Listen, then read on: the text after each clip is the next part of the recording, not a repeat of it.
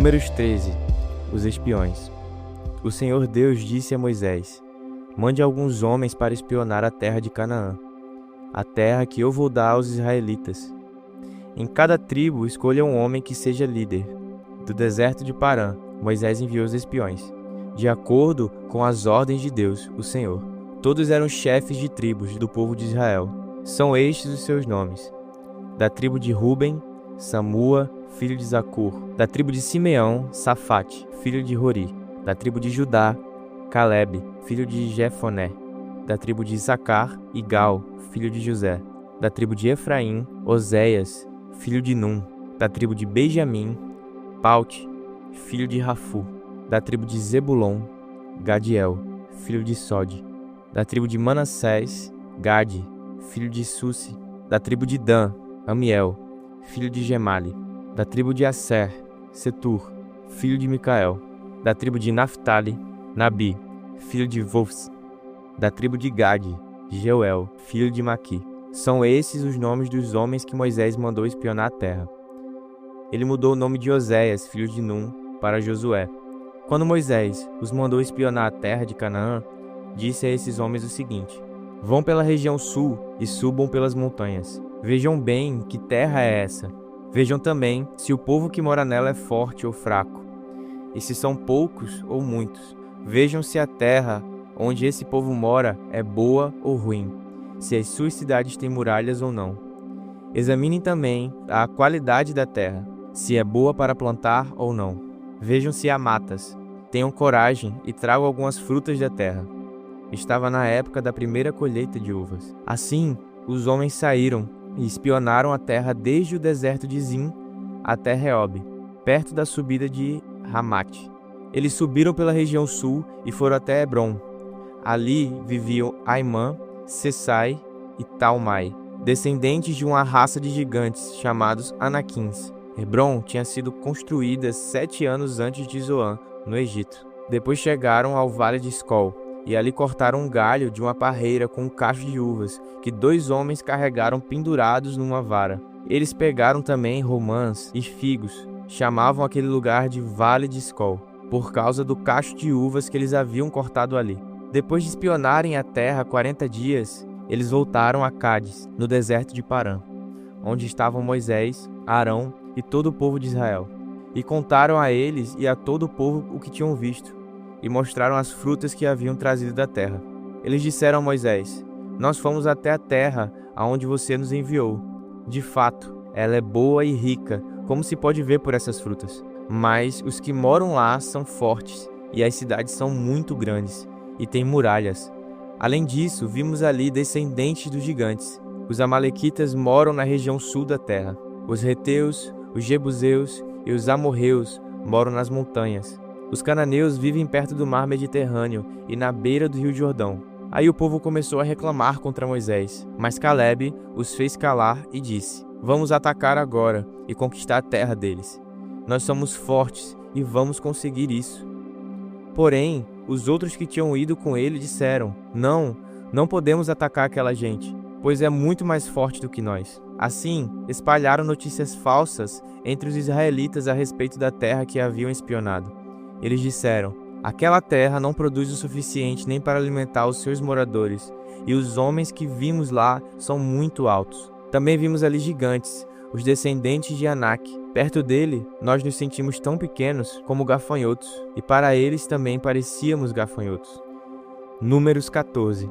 A revolta do povo. Então, naquela noite, todo o povo gritou e chorou. Todos os israelitas reclamaram contra Moisés e Arão, e disseram: seria melhor se tivéssemos morrido no Egito, ou mesmo neste deserto. Por que será que o Senhor Deus nos trouxe para essa terra? Nós vamos ser mortos na guerra, e as nossas mulheres e os nossos filhos vão ser presos. Seria bem melhor voltarmos para o Egito. E diziam uns aos outros: vamos escolher outro líder e voltemos para o Egito. Então Moisés e Arão se ajoelharam e encostaram o rosto no chão diante de todo o povo. E Josué, filho de Num, e Calebe, filho de Jefoné, 2 dos líderes que haviam espionado a terra, rasgaram as suas roupas em sinal de tristeza e disseram ao povo: a terra que fomos espionar é muito boa mesmo. Se o Senhor Deus nos ajudar, Ele fará com que entremos nela e nos dará aquela terra, uma terra boa e rica. Porém, não sejam rebeldes contra o Senhor e não tenham medo do povo daquela terra. Nós os venceremos com facilidade. O Senhor está com a gente e derrotou os deuses que os protegiam. Portanto, não tenham medo. Apesar disso, o povo ameaçou matá-los a pedradas. Mas, de repente, todos viram a glória do Senhor aparecer sobre a tenda sagrada. Moisés pede em favor do povo. O Senhor Deus disse a Moisés: Até quando este povo vai me rejeitar? Até quando não vão crer em mim, embora eu tenha feito tantos milagres entre eles? Vou mandar uma epidemia para acabar com eles. Porém, farei com que os descendentes de você sejam um povo maior e mais forte do que eles. Mas Moisés respondeu ao Senhor: Com teu poder tiraste do Egito essa gente. Quando os egípcios souberem do que vais fazer com esse povo, eles contarão isso aos moradores dessa terra. Estes já sabem que tu, ó Senhor Deus, estás com a gente e que és visto claramente quando a tua nuvem para sobre nós, e sabem também que vais adiante de nós numa coluna de nuvem de dia e numa coluna de fogo à noite. Se matares o teu povo, as nações que ouviram falar a respeito da tua fama vão dizer que mataste o teu povo no deserto, porque não pudeste levá-lo para a terra que prometeste dar a ele. Agora, Senhor, eu te peço que mostres o teu poder e que faças o que prometeste, quando disseste: Eu, o Senhor, tenho paciência e muita compaixão e perdoo a maldade e o pecado. Porém, não trato o culpado como se fosse inocente. Eu faço com que o castigo dos pecados dos pais caia sobre os seus descendentes, até os bisnetos e trinetos. E agora eu te peço, ó Deus, que perdoes o pecado deste povo, de acordo com a tua grande misericórdia, como já tens feito desde o Egito até aqui. O Senhor Deus disse: Já que você pediu, eu perdoo, mas pela minha vida e pela minha presença gloriosa que enche toda a terra, juro que nenhum desses homens viverá para entrar naquela terra. Eles viram a minha glória e os milagres que fiz no Egito e no deserto. No entanto, 10 vezes puseram à prova a minha paciência e não quiseram me obedecer.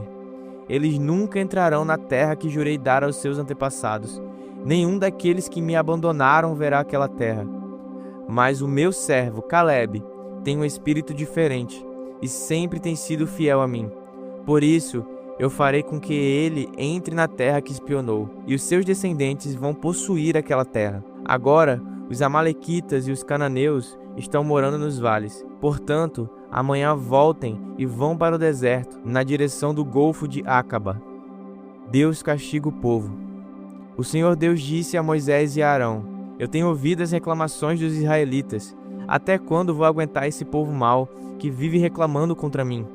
Diga a essa gente o seguinte: Juro pela minha vida que darei o que vocês me pediram. Sou eu, o Senhor, quem está falando. Vocês serão mortos e os corpos de vocês serão espalhados pelo deserto. Vocês reclamaram contra mim, e por isso nenhum de vocês que tem 20 anos de idade ou mais entrará naquela terra. Eu jurei que faria morar lá, mas nenhum de vocês entrará naquela terra, a não ser Caleb, filho de Jefoné, e Josué, filho de Num. Vocês disseram que os seus filhos seriam presos, mas eu vou levar esses filhos para a terra que vocês rejeitaram, e ali será o lar deles. Porém, vocês morrerão, e os corpos de vocês ficarão nesse deserto, onde os seus filhos vão caminhar 40 anos. Vocês foram infiéis, e por isso eles vão sofrer, até que todos vocês morram aqui. 40 anos vocês vão sofrer por causa dos seus pecados, conforme os 40 dias que vocês espionaram a terra. 1 ano para cada dia. Vocês vão saber o que é ficar contra mim.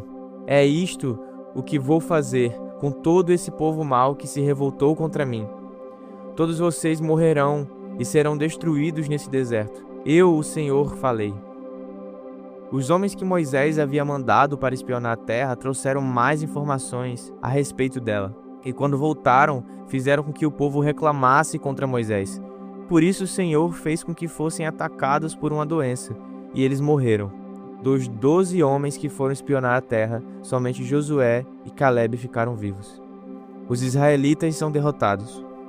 Os israelitas ficaram muito tristes quando Moisés contou o que o Senhor tinha dito. De manhã, bem cedo, começaram a entrar na região montanhosa e eles diziam: agora estamos prontos para ir até o lugar que o Senhor nos havia prometido. De fato, nós pecamos. Porém, Moisés respondeu: então por que vocês estão querendo desobedecer à ordem de Deus, o Senhor? Isso não vai dar certo. Não entrem na região montanhosa. O Senhor não está com vocês e os seus inimigos vão derrotá-los. Os amalequitas e os cananeus estão ali para enfrentá-los e matá-los na batalha. O Senhor não está com vocês, pois vocês os abandonaram. Mesmo assim, os israelitas teimaram em querer entrar na região montanhosa. Mas nem a arca da aliança de Deus, o Senhor, nem Moisés saíram do acampamento. Então, os amalequitas e os cananeus que moravam naquela região montanhosa atacaram e derrotaram os israelitas e os perseguiram até Horma. Eclesiastes 9. Eu pensei bastante e me esforcei para entender tudo isso, e cheguei à conclusão de que Deus controla o que as pessoas sábias e honestas fazem, e até o amor e o ódio delas. Ninguém sabe nada do que vai acontecer no futuro, mas isso não faz diferença, pois a mesma coisa acontece com os honestos e os desonestos, os bons e os maus, os religiosos e os não religiosos, os que adoram a Deus e os que não adoram. A mesma coisa acontece com quem é bom e com quem é pecador, com a pessoa que faz juramentos e com a que não faz. A mesma coisa acontece com todos, e isso é o pior de tudo que acontece neste mundo. O coração das pessoas está cheio de maldade e de loucura, e, de repente, elas morrem. Mas, enquanto se vive neste mundo, existe alguma esperança, porque é melhor ser um cão vivo do que um leão morto. Sim, os vivos sabem que vão morrer, mas os mortos não sabem nada. Eles não vão receber mais nada e estão completamente esquecidos. Os seus amores, os seus ódios, as suas paixões, tudo isso morreu com eles. Nunca mais tomarão parte naquilo que acontece neste mundo. Portanto, vá em frente, coma com prazer a sua comida e beba alegremente seu vinho, pois Deus já aceitou com prazer o que você faz. Procure sempre parecer feliz e satisfeito, enquanto você viver neste mundo de ilusões. Aproveite a vida com a mulher que você ama, pois isso é tudo que você vai receber pelos seus trabalhos nesta vida dura que Deus lhe deu. Tudo o que você tiver de fazer, faça o melhor que puder, pois no mundo dos mortos não se faz nada, e ali não existe pensamentos, nem conhecimento, nem sabedoria. E é para lá que você vai. Eu descobri mais outra coisa neste mundo. Nem sempre são os corredores mais velozes que ganham as corridas. Nem sempre são os soldados mais valentes que ganham as batalhas. Notei ainda que as pessoas mais sábias nem sempre têm o que comer e que as mais inteligentes nem sempre ficam ricas. Notei também que as pessoas mais capazes nem sempre alcançam altas posições. Tudo depende da sorte e da ocasião. Pois ninguém sabe quando a hora da desgraça vai chegar. Como aves que caem de repente na armadilha ou como peixes apanhados na rede, nós também podemos cair na desgraça quando menos esperarmos. Pensamentos sobre a sabedoria. Há mais uma coisa que eu vi, e que é um bom exemplo de como neste mundo não se dá valor à sabedoria. Havia uma pequena cidade onde morava pouca gente. Com o seu exército, um rei poderoso atacou a cidade, construiu rampas de ataque em redor dela e se preparou para derrubar as suas muralhas. Morava ali um homem que era pobre, mas muito inteligente. Era tão inteligente que poderia ter salvado a cidade. Acontece que ninguém lembrou dele. Eu sempre achei que a sabedoria é melhor do que a força, mas ninguém acredita que uma pessoa pobre pode ser sábia. E ninguém presta atenção no que ela diz. É melhor ouvir as palavras calmas de uma pessoa sábia do que os gritos de um líder numa reunião de tolos. A sabedoria vale mais do que armas de guerra, mas uma decisão errada pode estragar os melhores planos.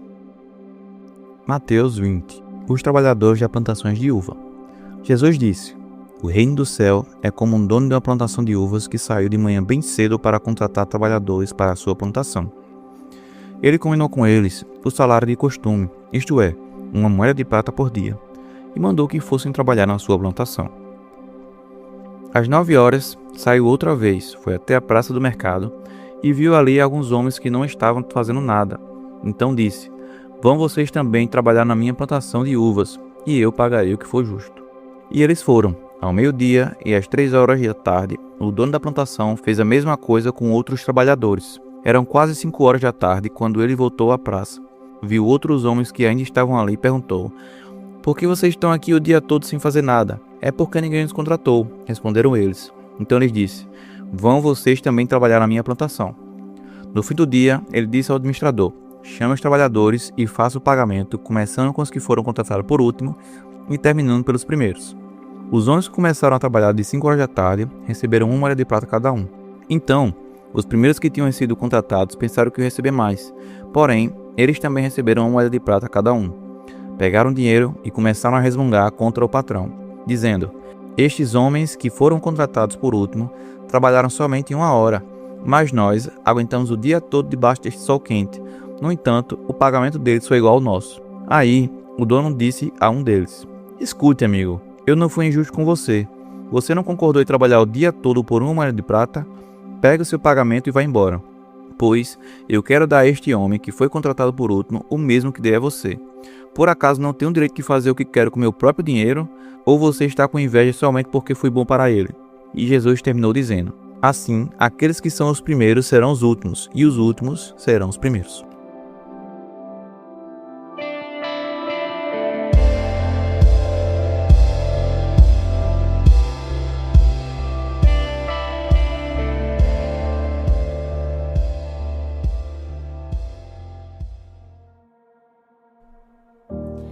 Para terminar o nosso devocional, vamos orar.